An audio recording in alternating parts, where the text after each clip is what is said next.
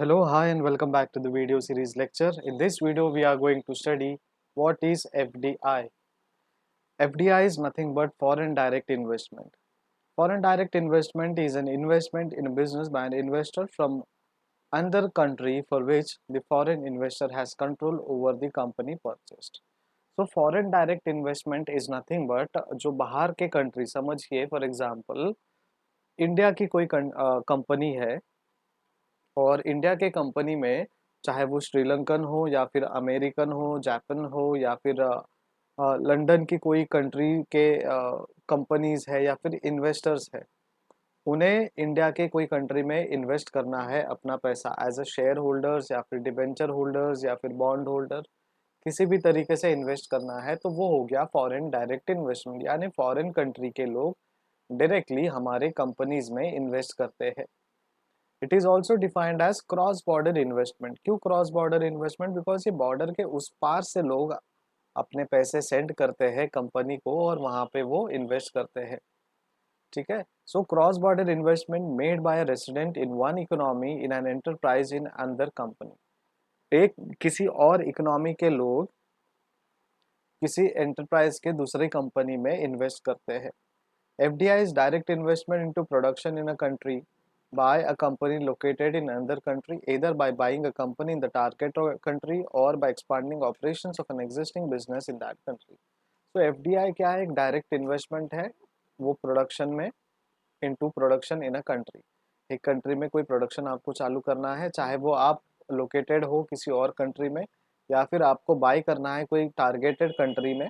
ठीक है. For example आप इंडिया में अपना बिजनेस चला रहे हो, आपको लग रहा है कि मुझे एक्सटेंड करना है यूएस में, तो आप किसी टारगेट कंट्री में अपना बिजनेस या कंपनी बाय करके अपने बिजनेस को शुरू करते हो या फिर अपने ऑपरेशंस को एक्सपांड करते हो किसी और एग्जिस्टिंग बिजनेस के साथ.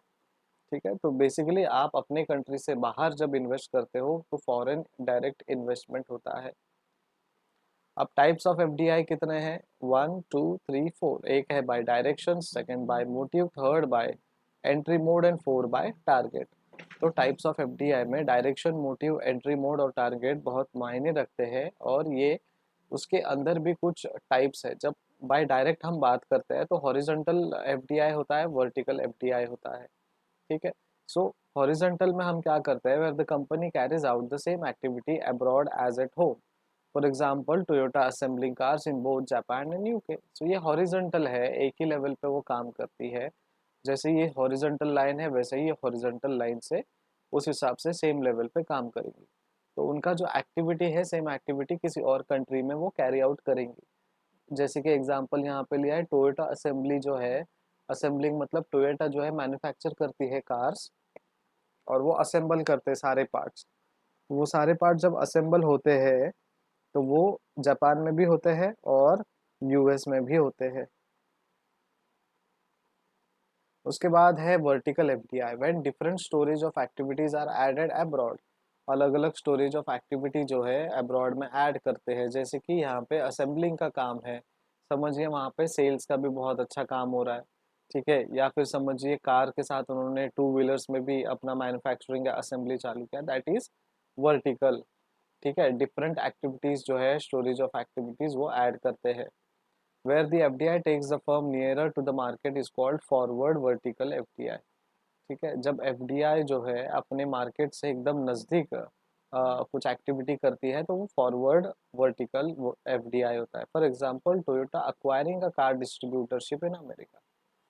टोयोटा क्या कर रही है? कार डिस्ट्रीब्यूटरशिप जो है एजेंसी वो अक्वायर कर रही है अमेरिका में, that is forward vertical FDI.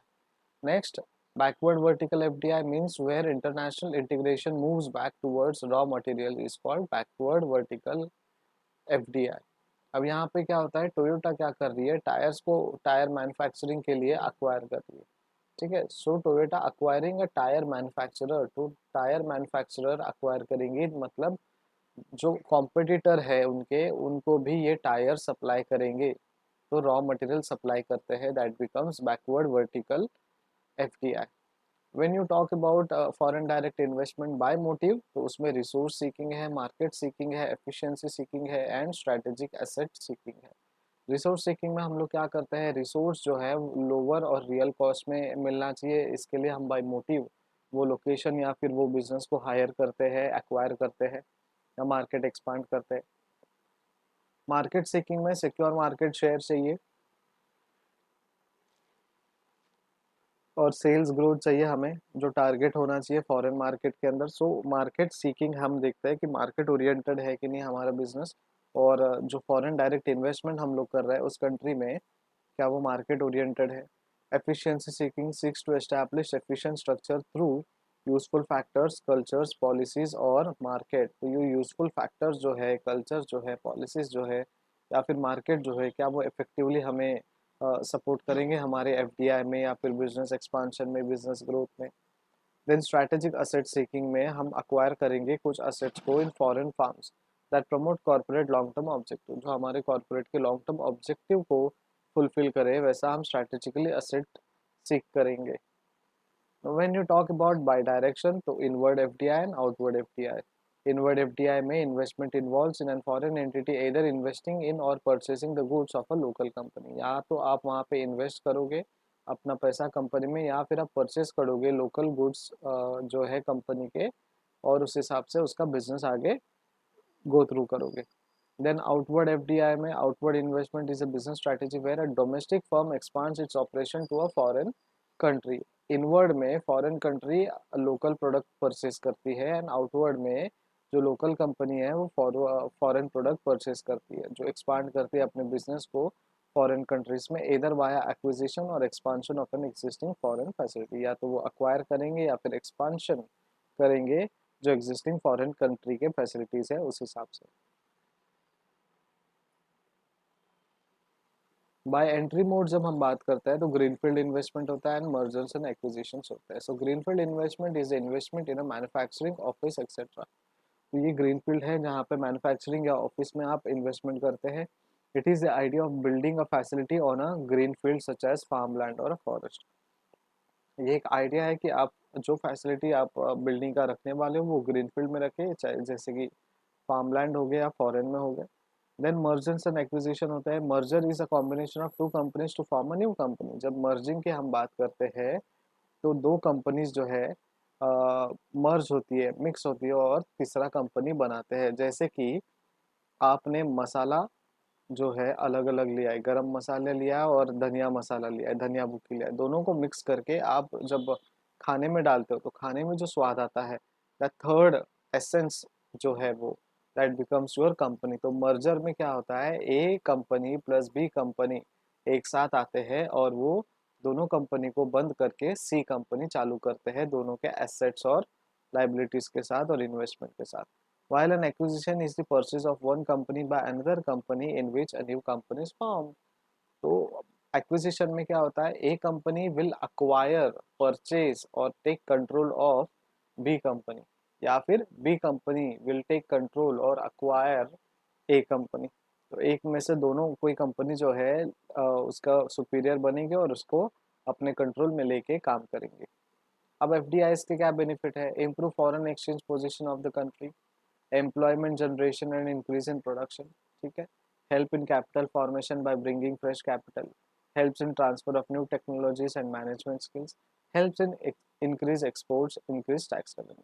तो जब फॉरेन डायरेक्ट इन्वेस्टमेंट हम करते हैं तो उसके बेनिफिट्स में हम फॉरेन एक्सचेंज पोजीशन जो है कंट्री का वो इम्प्रूव कर सकते हैं, एम्प्लॉयमेंट जनरेशन को इंक्रीज करते हैं, कैपिटल फॉर्मेशन को हम इंक्रीज करते हैं, हेल्प करते हैं, ट्रांसफर करते हैं न्यू टेक्नोलॉजी को, मैनेजमेंट स्किल्स को, और एक्सपोर्ट इंक्रीज करते हैं, और उसी तरीके से हम टैक्स रेवेन्यू भी इंक्रीज करते हैं। बट कुछ डिसएडवांटेजेस भी है, जैसे domestic companies fear that they may lose their ownership. जो डोमेस्टिक कंपनीज है उनको लगता है कि फॉरेन डायरेक्ट इन्वेस्टमेंट करने से या बाहर के कंट्रीज के लोगों को एज एन इन्वेस्टर लेने से हमारा जो ओनरशिप है वो लूज हो सकता है।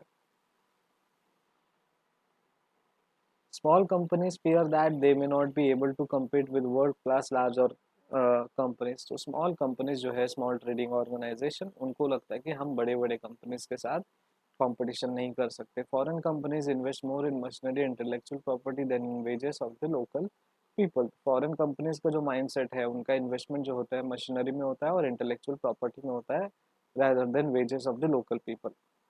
बट हमारे यहाँ पे हम वेजेस पे ज़्यादा ध्यान देते हैं और मशीनरी पे, इंटेलेक्चुअल प्रॉपर्टी में जितना देना चाहिए उतना नहीं देते। And then government has less control over the functioning of such companies as they usually work as wholly owned subsidiary of an overseas company। so government का भी लेस कंट्रोल रहता है फंक्शनिंग में, जैसे कि अगर वो wholly owned subsidiary कंपनी अगर काम करती है तो।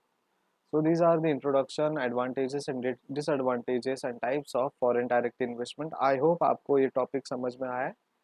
और अगर आपको कोई भी क्वेरी हो, डाउट हो, तो आप मुझे नीचे अपने यूट्यूब चैनल के वीडियो सेक्शन में, कमेंट सेक्शन में आप कमेंट कर सकते हो, या फिर मुझे व्हाट्सएप में भी आप मुझे मैसेज कर सकते हो। आपके पास मेरा फ़ोन नंबर होगा तो आप मुझे कॉल करके भी बात कर सकते हो, अपने क्वेरीज को सॉल्व कर सकते हो। Thank you so much, keep watching and keep studying. Bye bye.